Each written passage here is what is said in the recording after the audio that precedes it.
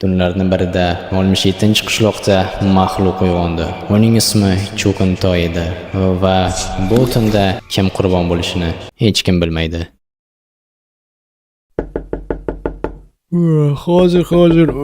Hozir deyapman-ku. Tezroq, iltimos. Nima, yordam kerakmi? Ha, seni agrotingda Cho'qintoy.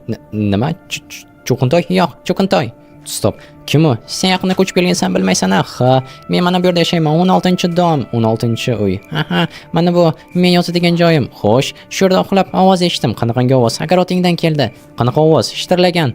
Aha, xo'sh. O, Cho'qintoy uyg'ondi. Qoch iltimos sendan. Qayoqqa qochaman? Bilmadim, men ketdim. Stop, nima? Bular tom ketganmi? Hozir meni kecha soat 3 da uyg'otib, hammaga salom do'stlar. Mening ismim Michael va yangi videomga xush kelibsizlar. Men mana shu 67-qishloqda yashayman va meni yonimga bunaqangi gap bilan birinchi marta kelishlari, bu uyni yaqinda sotib oldim. Mana buncha pulga, boyman deb maqtanish niyatim yo'q, lekin mana bu ferma ham meniki. G'alati, shunchaki qo'rqitishmoqchi shekilli, Nursin Cho'qintoymish. Bilaman, qanaqangi Cho'qintoylar bo'ladi. Uyquning belgi tepishdi. Mayli, hozir yana uxlab qolsam bo'lgani. Ertalabgacha dumalab chiqish niyatim yo'q, chunki hech narsani qo'yganim yo'q hali joyiga va shunchaki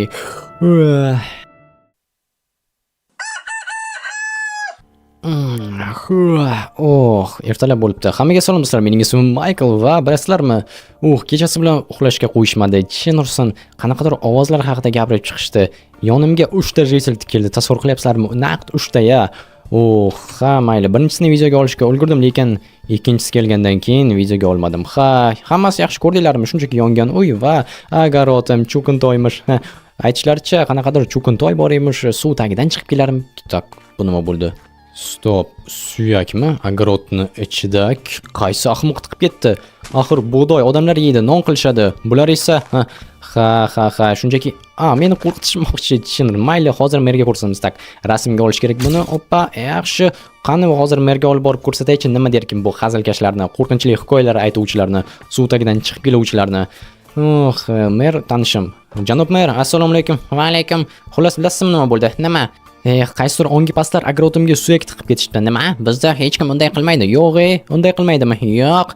Tushunarli, demak meni yolg'onchi demoqchisiz. Yo'q, unday deganim yo'q men. Shunchaki bo'lishi mumkin emas. Yuring ko'rsataman. Yo'q, shart emas, ishonaman. Yuring, janob mer, ko'rsataman. Qani siz? Bo'pti, boryapman. Qani ko'rsat. Xo'sh, qani hozir ko'rsataman. Keling. Shunchaki tiqib ketishgan. Krayiga ko'rmaydi deb o'ylash. Mana bu yerda suyak bor edi. Qayerda? Mana shu yerda turgan edi suyak. Men sizga qasam ichishim mumkin. Yo'q, shart emas. Balki ertalabdan turganingga toza havo boshingni aylantirib, nimalar deyapsiz? Men ahmoq emasman. Bu yerda turgan edi. Hozir mana rasmni ko'ring. Rostdan ham bilmasam. Hayronman. Bilmadim rostdan ham. Istasang senga matega sovg'a qilaman. Matega nima qilaman? Shunchaki fermanga qarab qo'y. Mayli, katta rahmat. Muammoni hal qilmaymiz. Demak, yo'q, men nima qilib bera olardim? Jitellaringizdan so'rasangiz bo'lardi, kim bunday qildi ekan? Yo'q, men albatta so'rayman. Sen shunchaki ishingni qil, xo'pmi? Xo'p, mayli. Bir marta ko'zimni yumaman. Albatta. Biz hal qilamiz. Xavotir olma, xo'pmi? Xo'p, tushunaman. Bilasizmi nima bo'ladi agarda dadamga telefon qilsam? U seni bu yerga dam olishga jo'natgan. Dam olishga, meni bu yerga qayta tarbiyalash uchun jo'natgan. Shu yerda qishloq sharoitini ko'rar ekanman va balki aqlim kirar ekan. Men senga ishonaman. Bilasizmi yana nima bo'ladi agarda biror nima chiqib keladigan bo'lsa, xudo ko'rsatmasin. Bilaman albatta. Men o'zim istasang zabor qurib qo'yishim mumkin atrofda. Yo'q, zabor qurish shart emas. Siz jitellaringiz bilan gaplashsangiz bo'lgani. Albatta gaplashaman. Ushlang. Bo'pti, damingni ol. Rahmat. Bo'ldi, bu yerdan ketdim. Mana bug'doyni urug'larini ham oling. Bo'pti, rahmat. Do'stlar, bularni ozgina qo'rqitmasa, ishqilib Cho'qintoy kelmasa bo'lganida. Yosh yigit axir. Yaxshi. Endi esa narsalardan o'ylashimcha qo'yib chiqsam bo'ladi, chunki menga hech kim xalaqit bermaydi o'ylashimcha. Suyak chiqib keldi. Tasavvur qilinglar, agarotdan. Mayli. Tak, kravatni mana shu yerga qo'yganim ma'qul. Mana bunaqasiga. Okey, endi esa yoniga stol. Ajoyib, hammasi chiroyli bo'ldi. Bu yoqqa pechka va versak, tepadan esa yo'q, birozgina noto'g'ri dizayn ketyapti. Tepaga qo'yib bo'lmaydi axir shkaflarni. Katta eshikli bo'lsa ham mayli edi. Mana bu yoqqa ikkita stol. Yo'q do'stlar, umuman dizaynni noto'g'ri qilyapmiz. Menga yoqmayapti. Bu yerdan stollarni olamiz. Sizlar esa albatta kanalga obuna bo'linglar do'stlar, chunki obunachilarimiz ko'paysa videolarimiz ham ko'proq va qiziqroq chiqadi. Okey, yaxshi. Endi esa bu yerdan mana bu ikkita tumbani olib tashlamasak bo'lmaydi, chunki umuman beso'naqay bo'lib qoldi. Ikkita stol. Tak, birozgina kulgili, lekin men kulgim kelyapti, chunki bu yerda yashashim kerak. Ha, tak, buni olamiz. Mana bu tepadagilarni ham olishimiz kerak.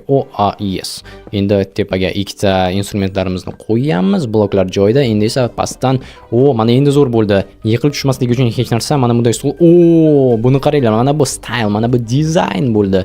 Yaxshi, endi esa qolgan narsalarni bu yoqqa olib chiqsak bo'ladi, chunki ichkarimiz to'ldi. Mana bu nakovalni menga kerak emas, men bu bilan ishlamayman baribir. Bu yoqqa faqatgina stol va stulni qo'yamiz va dam olishimiz mumkin огородimizga qarab. Mana bu do'stlar, qishloq hayoti deyiladi. Mayli, baribir ham shaharni sog'inaman, lekin bu yerda ham yashash mumkin.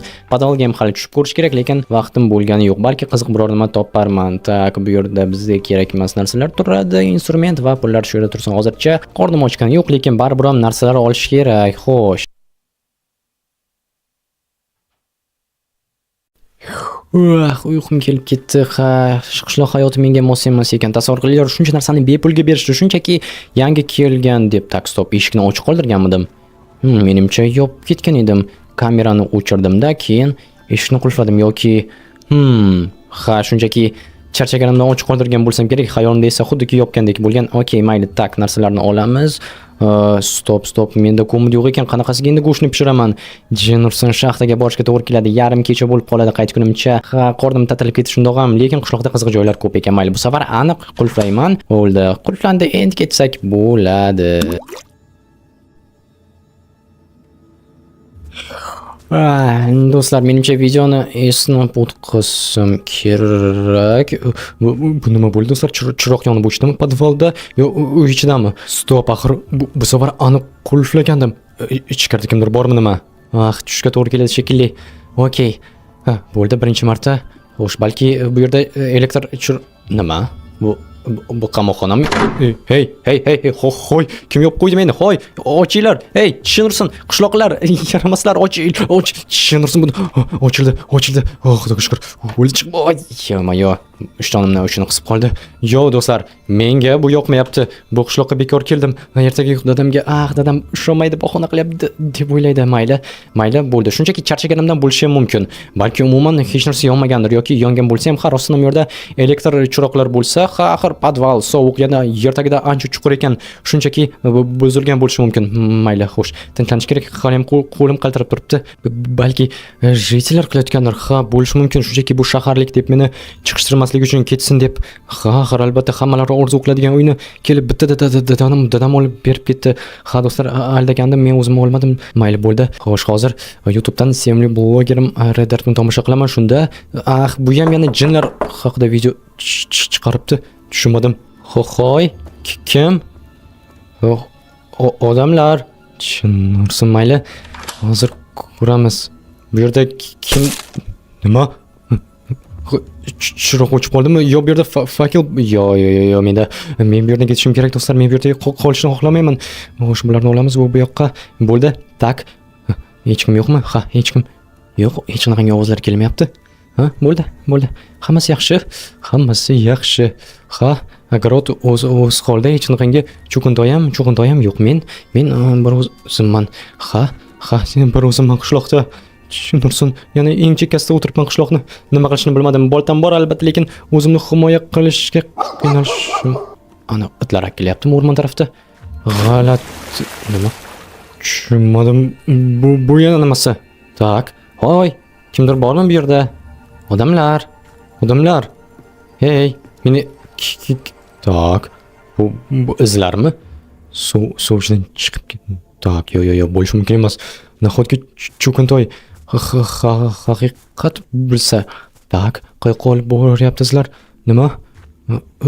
Eshik qani? Tushunmadim.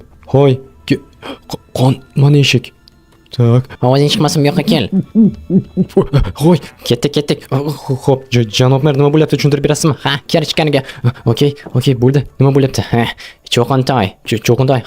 Bugun ona o'lgan kuni tushunmadim. Qanaqangi cho'qintoy, qanaqa o'lgan kun? U rostmi?